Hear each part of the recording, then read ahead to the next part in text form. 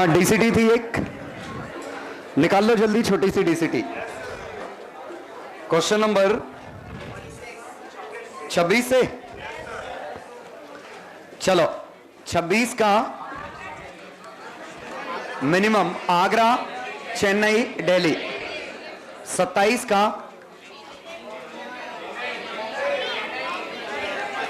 Chennai odd lambda by 2। 28 का Delhi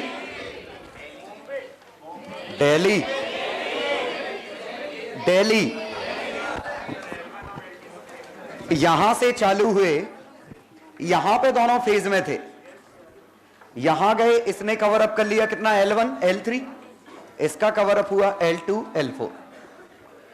29 Q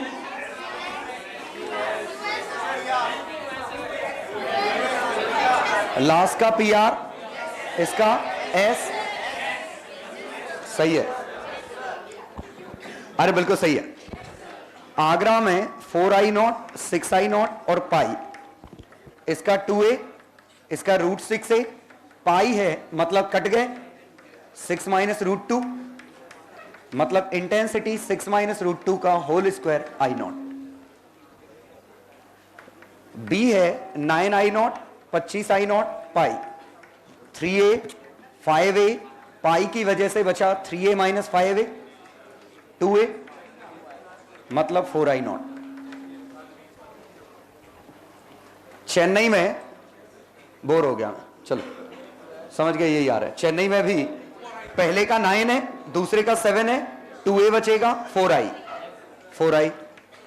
Delhi में phase में 2A और 2A 16I0, 4I0 2A constructive 4A square 16। तो 29 के आंसर ये हैं QSSPR। 30 का आंसर बॉम्बे सर्कल्स। 31 का हैंसप्रूड आया कि नहीं, 2D/N ऐसा नहीं आया, चलो 32 गोला लगा लिया। 33 हैंसप्रूड, 34 आगरा, 35 आगरा, 36 दिल्ली, 37 आगरा। 29 में बॉम्बे चेन्नई में क्या लीज क्यों है, लीज तो इसकी आई, सॉरी लीज तो इसकी है ना, इन सब में सबसे कम। चलो देखो 31 S1 S2, यहां path difference n lambda, nearest bright चाहिए तो n-1 लैम्डा, नियरेस्ट ब्राइट आएगा n-1 लैम्डा पे, और यहां से हम cos थीटा ले सकते हैं, delta d cos theta, d कितना था n lambda, cos theta n-1/n,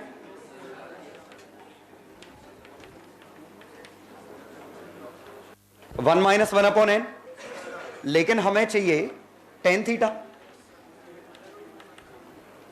और tan थीटा कितना होगा cos थीटा से, tan थीटा n-1, समझ गए।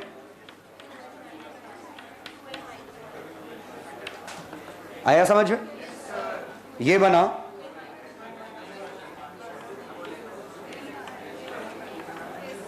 ये नेग्लेक्ट कर दो, ये नेग्लेक्ट समझ में आया, क्वेश्चन में लिखा है n1 से काफी बड़ा है, तो ये √2n/n, √2/√n,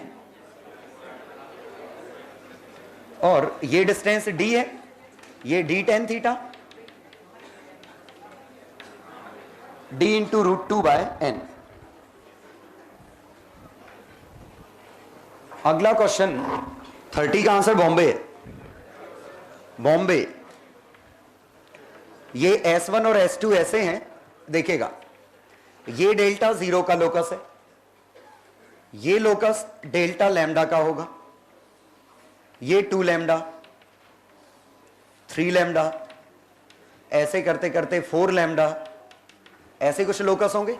जरा सोचिए अगर हमने स्क्रीन यहां रखी है तो ये लोकस क्या बनेंगे? सर्कल। स्क्रीन यहां रखी होती तो हाइपरबोला होते। सोचो, इस स्क्रीन पे हमें जो लगेगा पैटर्न ऐसा दिखेगा। कोशिश करिएगा समझने की। और अगर ये स्क्रीन है तो इसमें जो पैटर्न मिलेगा, सोचो, क्योंकि मैक्सिमा जो मिला वो इस पे और इन सब पे मिला। Circle circle circle. यहां जो मैक्सिमा मिला हाइपरबोला ऐसा था, तो ये जब क्रॉस सेक्शन इससे काटेंगे तो हाइपरबोलिक फ्रिंजेस कटेंगी। तो यहां क्रॉस सेक्शन ऐसा ऐसा ऐसा स्ट्रेट इस तरह से मुड़ेगा। तो यहां हाइपरबोलिक आएंगी, यहां पे सर्कुलर आएगी। ठीक है। तो ये क्वेश्चन कौन सा था? जब S1 S2 यहां थे तो इस पे बनी सर्कुलर। और कोशिश करिए समझने की कि बिकॉज ऑफ सिमेट्री जो पाथ डिफरेंस यहां है वो पूरे कोन पे है। ये पाथ डिफरेंस पूरे सर्कल में है, तो यहां मिला है तो पूरे सर्कल पे भी मिलेगा। और अगर ये यंग्स डबल स्लिट एक्सपेरिमेंट वाला ये केस होता तो जो यहां मिला है वो ऐसे सोचिए कि इस पूरे हाइपरबोला पे मिला होगा। तो ये ऐसा लोकस बनेगा, एक स्ट्रेट लाइन बनेगा ऐसा, फिर बनेगा ऐसा। तो यहां पे हाइपरबोलिक है, यहां सर्कुलर है। ठीक है। थर्ड क्वेश्चन मतलब 32 गंदा सा है, सॉल्व करने पे बॉम्बे आता है। लेकिन इसमें क्वेश्चन में ये करना है PS2 माइनस PS1 आई लैम्डा। 32 में ये सॉल्व करना है। इन्होंने क्योंकि कहा है आई की वैल्यू n-1, n-2, n-3, तो दरअसल ये जो बनाना है n- ये करना था। तो शायद आंसर इस वजह से नहीं आ रहा, ये करना है। और जैसा मैंने कल क्लास में किया था वैसे ही करना है। जो बनेगा उसके फैक्टर बन जाएंगे। मतलब गंदा सा बनेगा, देख के लगेगा नहीं कि आंसर ऐसा बनेगा, लेकिन वो जो है उसके फैक्टर बन जाएंगे और बॉम्बे के जो 2 लिखे हैं यही 2 आंसर आ जाएंगे। कोशिश करिएगा, एक बार और ट्राई करिएगा। जो आपका एक्सप्रेशन बना है वो बॉम्बे में कन्वर्ट हो जाएगा। करना वैसे ही है जैसे हमने मेहनत करके √L - M एटसेट्रा किया था। ठीक है। चलो क्वेश्चन नंबर 38 का दिल्ली, 39 ऑल चेन्नई ऑल वही, 40 दिल्ली, 41 आगरा। लैम्डा कितना है इसका? 1 मिनट ज्यादा, ओके 60 लिखा है। ठीक ठीक ठीक। हाँ 42 दिल्ली, 43 आगरा, बॉम्बे, दिल्ली। चेन्नई नहीं है, चेन्नई में I = कांस्टेंट इंटू R लिखा है, कांस्टेंट ओनली होना चाहिए था। 44 का Bombay, 45 Agra, 46 Bombay, 47 Chennai, 48 hence proof. Last part नहीं आया होगा इसका।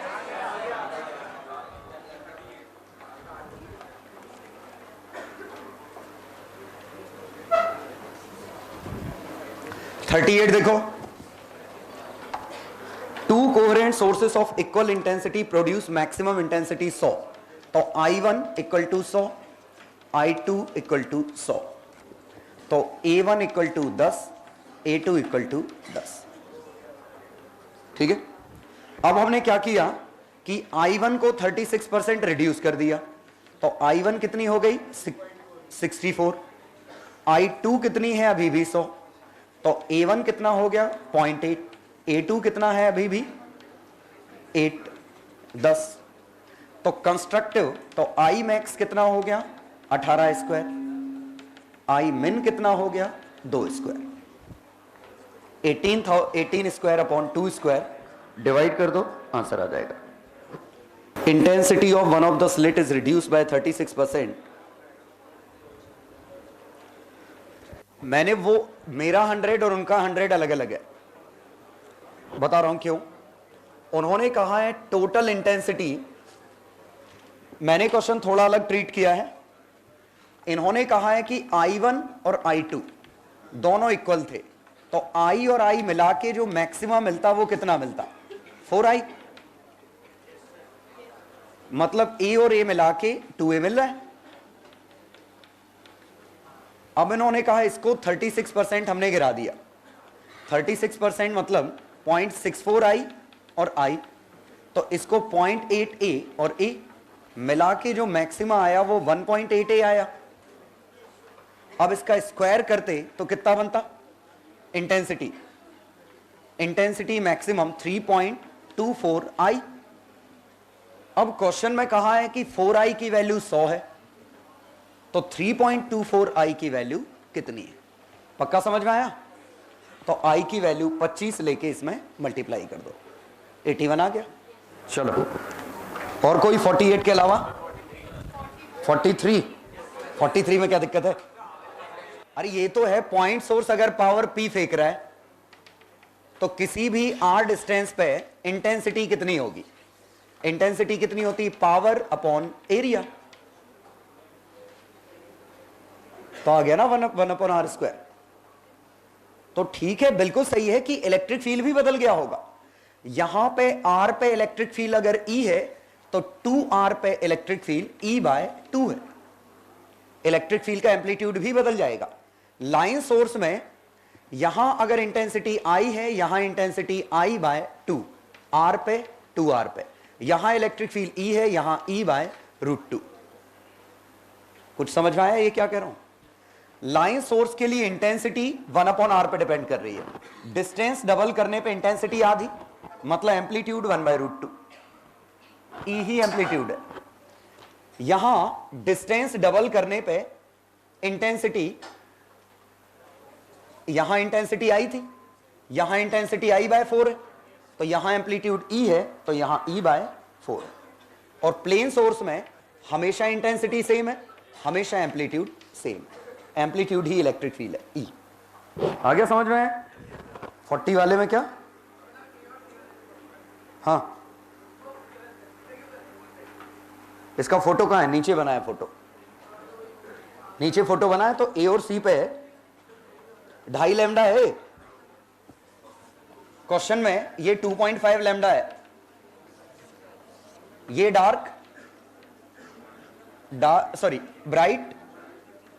ब्राइट डार्क डार्क,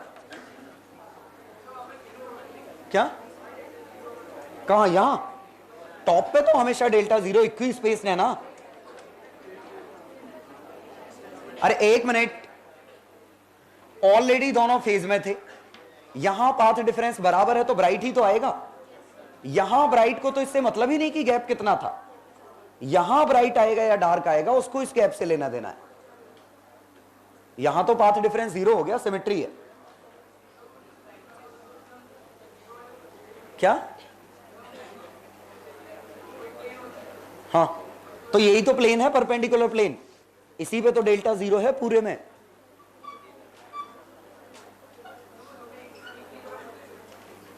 तो एक ही तरफ नहीं है ना, तो एक ही तरफ से क्या फर्क पड़ा। तो एक ही तरफ में ये प्लेन है तो ये भी तो सेंट्रल मैक्सिमा है Δ0। यंग्स डबल स्लिट का सेंट्रल मैक्सिमा नहीं है। और ये इतना सब क्यों सोचना, दो सोर्सेस हैं, दोनों से हम बराबर डिस्टेंस पे हैं तो फेज में। तो इतना क्यों सोचना कि ये YDSE का केस बना कि किसका केस बना। अंडरस्टूड है, इनिशियली फेज में थे, बराबर डिस्टेंस कवर अप किया, अब भी फेज में। क्वेश्चन नंबर 48 का जो लास्ट पार्ट है, 48 में लास्ट पार्ट क्या है, गद्दा सा कुछ है, हाँ इसमें हमें पाथ डिफरेंस, देखिए क्वेश्चन में कहा है इंटेंसिटी हाफ ऑफ मैक्सिमम। 48 का last part, maximum intensity 4I थी, ये हाफ चाहिए मतलब 2I चाहिए। और अगर यहां 2A था तो यहां √2A था, तो यहां फेज 2π था, तो यहां फेज 90 डिग्री रहा होगा। सोचो, एम्पलीट्यूड ए और ए का रिजल्टेंट √2a कब आता है? 90 डिग्री पे। इसका मतलब यहां पे जो पाथ डिफरेंस है वो दरअसल n lambda plus minus lambda bye 4 ऐसा रहा होगा। π/2 या 3π/2 में से एक कोई होगा, ठीक है? तो ये या तो प्लस π/2 होगा या माइनस π/2 होगा। तो इसको हम ऐसे लिख सकते हैं। हाँ, पूछा क्या है इन्होंने? तो d cos थीटा की वैल्यू, cos थीटा की value n lambda plus minus lambda bye 4। d कितना है? शायद 2 लैम्डा है।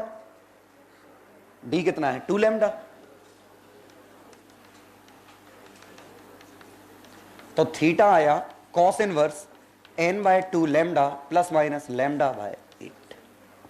वैसे इन्होंने प्लस माइनस नहीं लिया, प्लस लिया, आंसर सेम है। हाँ, 45 में एक छोटी सी समस्या है, लिखा नहीं है वो कहां है। 45 में क्वेश्चन ऐसा मानना है, S1 S2 इधर है और हम यहां से चल रहे हैं। S1 S2 के बीच का गैप कितना है 45 में? 4 लैम्डा।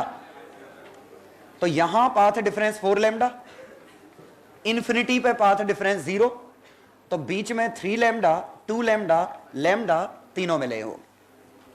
और क्वेश्चन में शायद ओपन ब्रैकेट लिखा है, क्वेश्चन में लिखा है 0 से इंफिनिटी है, तो ये 3 ही आएंगे। क्वेश्चन में लिखा है एक्सक्लूडिंग दीज, तो 3 आएंगे। क्वेश्चन में ये फिगर बना नहीं है कि कैसा है, तो ये ऐसा फिगर होना चाहिए था। इसके हिसाब से आंसर 3, क्योंकि अगर यही फिगर हम ऐसा मान लें कि 2 लैम्डा ऊपर 2 लैम्डा नीचे, तो हर पॉइंट पे मैक्सिमा है, ऐसे इनफाइनाइट आते, क्योंकि हर पॉइंट पे ही फेज में आ गए, तो आंसर बदल जाता। तो क्वेश्चन ऐसा मान के आंसर दिया है 45 का। लास्ट डीसीटी के 6-7 क्वेश्चन है, होने चाहिए। Last DCT question number 1, Agra सीधे 2d lambda by d equal to जो लिखा है 2 × 10⁻³ क्या है? आगरा। सेकंड बॉम्बे। फिफ्थ का दिल्ली। 6 का दिल्ली। रिजॉल्विंग पावर 1 लैम्डा पे डिपेंड करती है। 7 का बॉम्बे। बॉम्बे दरअसल resolving power aperture by lambda पे डिपेंड करती है। रिजॉल्विंग पावर अपर्चर, जितना बड़ा लेंस का अपर्चर होगा उतना बेहतर रिजॉल्विंग पावर होगी बाय लैम्डा, इन पे डिपेंड करेगी। इसीलिए टेलीस्कोप का मुंह इतना बड़ा बनाते हैं। ये 2 फायदे, एक तो लाइट ज्यादा कलेक्ट होगी और ऊपर से साफ भी दिखता है। तो अपर्चर जितना बड़ा, लैम्डा जितना छोटा, तो इन दोनों के रेशियो को रिजॉल्विंग पावर कहते हैं। 7th के बाद कौन सा था? ये कौन सा? 7th दिया ही नहीं था मैंने क्या?